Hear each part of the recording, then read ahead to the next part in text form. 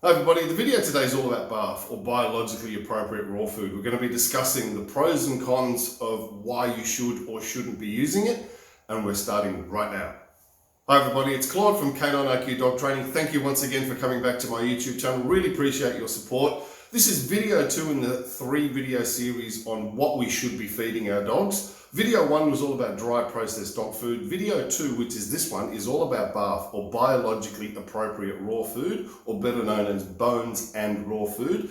We'll be looking at it in terms of convenience, just like video 1 was around pre-bought commercial grade processed dog food. Today we're going to be looking at pre-purchased commercial grade BARF, and both of those, because they're convenient, we can actually draw a comparison of 2 different diets, both based around convenience. So we'll be looking at BARF in terms of its origins, why it came about, what ingredients are that are in it, what we should look out for, the disadvantages and the advantages of using BARF as a food for your dogs, so that hopefully by the end of this 3 video series, clients will have enough information as to figure out which of the diets are better suited for their dogs. It's my responsibility as a dog trainer to do research and give you guys a lot of good information so you can make educated decisions. So if I do my job correctly, then we've got a lot of options to choose from with regards to diet. We can make the right ones for our dogs. Let's get into it. Okay folks, so the video today is video 2 in a 3-part series on what should dogs eat.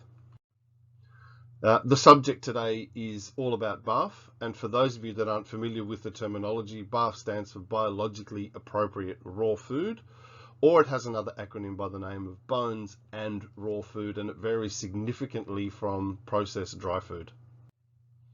So initially, just going to give you a little bit of background information about what's actually generated BARF over the years, what's included in it. Then we'll go into a few more specific bits of information as to why we should or shouldn't feed our dogs a BARF diet.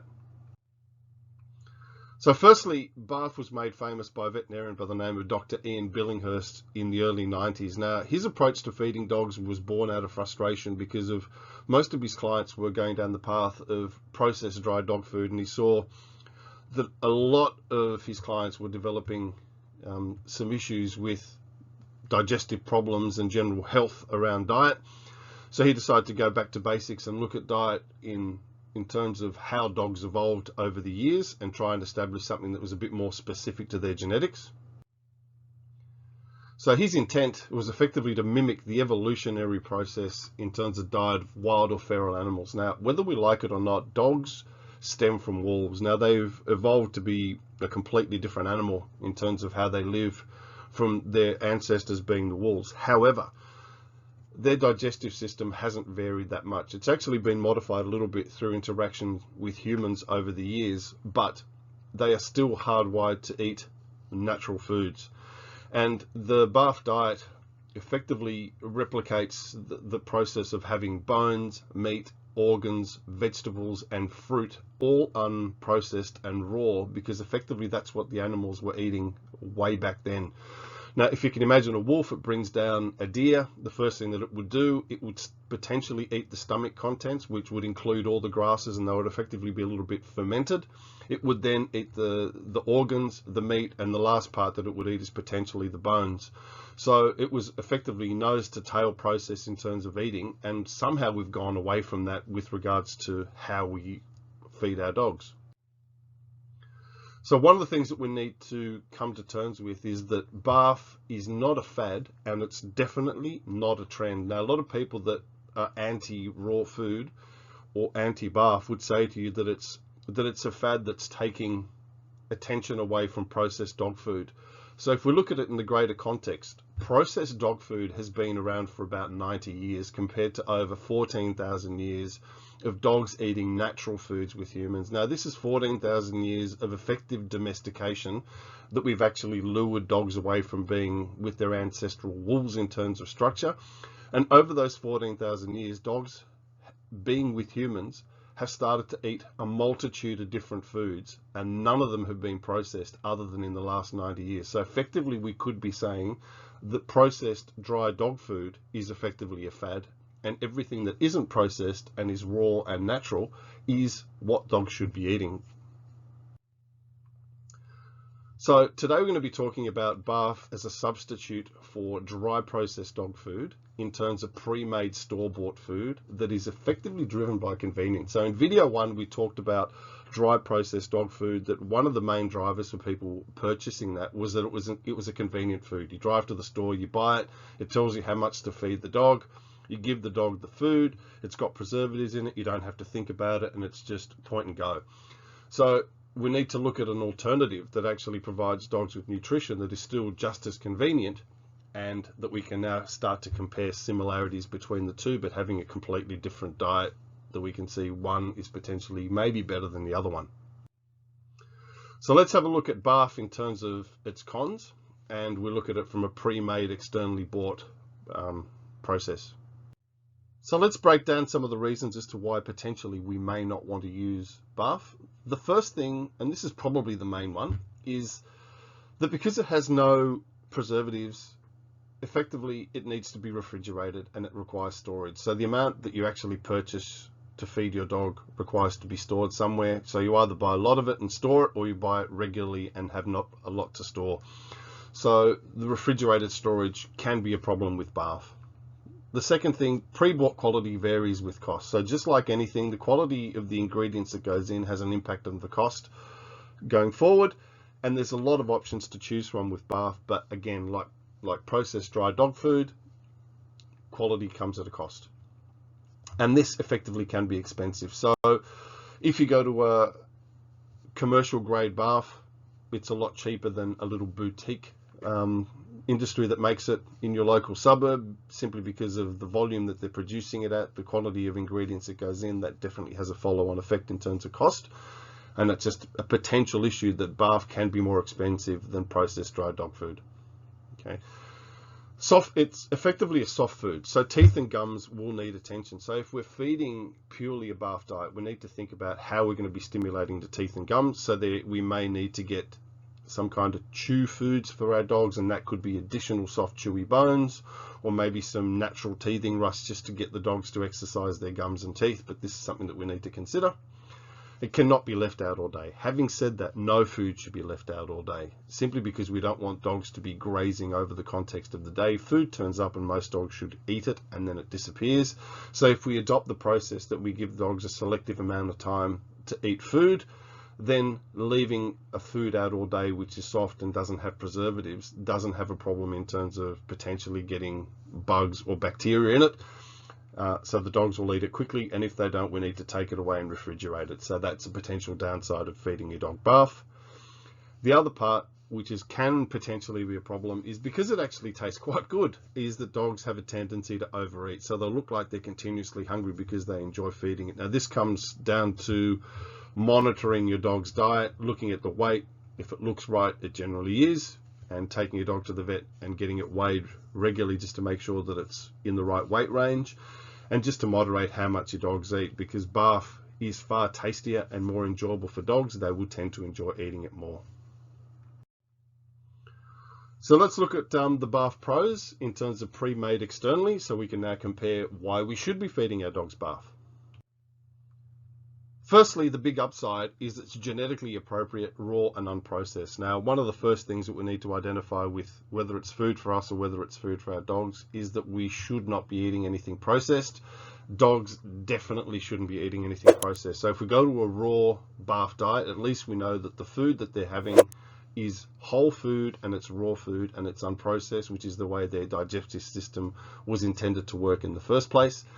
We know that BARF contains real protein as opposed to meal. Now meal, if you remember from the previous dry food presentation, meal is a byproduct of cooking protein over and over and over. It intensifies in flavor, it becomes smaller, and the problem with doing that is you don't know the quality of the protein that goes in, and it's processed so far down the track that it's hardly anything that relates back to the original protein. Because BARF is raw and natural, if they're using chicken, then it's chicken right the way through the process, so it's not intensified in any way. It's the way it went in, it's the way it gets eaten.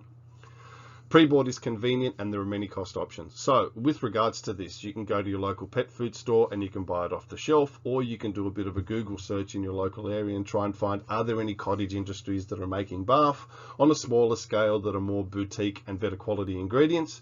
And you have lots of different options in terms of where you want to go. Just like human food, we can go organic, we can go non-organic, we can grow our own, we can do all sorts of things. And BARF just gives you that opportunity to give your dog so many different options in terms of food, and it's got lots of different cost options attached. So you can spend a little or you can spend a lot. The choice is yours. There are no preservatives, which effectively means no chemicals. So the nasty preservatives in processed dry dog food were BHA, BHT, and ethoxyquin, which were carcinogenic. The good preservatives in dry dog food were vitamin C and vitamin E. One of the premise of producing BARF is no preservatives, which effectively definitely means no chemicals. So you know that what you've got will degrade over time. So you need to selectively portion it out of the fridge. And you know that there's no additives or no chemicals in there, okay? And then it's a balanced diet. So you know that effectively whoever's making it is considering the whole process of what dogs need, and it is a completely balanced diet, so you don't have to think about adding anything. It's got everything that you need going forward right from the start, right way through the finish. The part that I like the most is there's definitely no volumetric expansion, which effectively means minimal chance of bloat. So if we're using dry food that's a lower quality, it comes into contact with water and it expands. The volume of BARF, when you feed your dog, you know that when it eats it, it's not going to expand any further than that. So you know that the chances of bloat are significantly minimized. And this is really important for definitely dogs that have got big, deep barrel chests. So this is something that gives you a peace of mind going forward. Okay, last but not least is when selecting pre-made BARF, we need to consider the following. So the first thing is what ingredients are going in. Are they human grade or are they animal grade? So when we are purchasing that, we just need to ask the question, are they using human grade food or are they using animal grade food? And the reason why it's important is the closer we get to human grade, the better the quality control is, because it's made for human consumption. At least then we know that the dogs are getting the best possible ingredients. The second thing is we need to make sure that there are definitely no additives. Now, there's no point going down a BARF diet if they're packing it full of preservatives and chemicals. You'll find that most BARF will have good ethics and they won't use any additives and they won't use any preservatives, but it doesn't hurt to ask the question or do a bit of research on the packaging just to find out that it's a completely natural product. The third thing is it's a leap of faith. Because we're purchasing food from somebody, we need to make sure that the dietary range is included. Now, whether we're getting pre-purchased dry food or pre-purchased BARF, because somebody else is making it, we need to make sure that they're covering all the food groups. Just like if we're buying stuff for us, we are not sure what goes into the process, so we need to ask a lot of questions. The last thing that we need to talk about and need to look at is we need to find the best quality product. And sometimes that can mean cottage over factory. Now, if factory is effectively commercial grade, now whether it's processed dry food or BARF, people that are making it on a commercial scale will have a cost benefit. They'll use pretty good quality and they'll try and make some money out of it, or they'll use high quality and they'll make a lot of money out of it. So what we need to look at is which option suits us better. Do we want lower cost and potentially lower quality, or do we want higher cost and higher quality? And what you'll usually find is that if you do a bit of a Google search in your local environment, that there may be some cottage industries or people in your local vicinity that are making it from home and they're effectively giving you the product that they would give their dogs, but they're actually selling it to you. So the quality will vary considerably, but try and find what you can afford as the best possible quality. And then you know that your dog's actually getting the best going forward in terms of the BARF diet. I hope you found this useful, guys. So this was video 2 in the process. So hopefully this has given you a bit of information as to why you would try and feed your dog a BARF diet. Hopefully it's made you understand that there are definitely drawbacks in terms of a BARF diet, but there are a lot of positive benefits in going down that path. Video 3, which is the last one, is all about making your own version of a BARF diet so that you at least know what's included right the way through from start to finish. Now, if you have any questions on this, folks, please by all means leave me a comment. I've been getting a lot of questions with regards to my first video on processed dry food, so I'm assuming I'll get a lot of questions with regards to this BARF diet. Happy to take any and all comments, and if you disagree, obviously, with this BARF diet, love to hear from you as well. Thank you again for making it right the way through to the end. Hope this has made your decision in what to feed your dog a little bit more easy. Thanks, guys.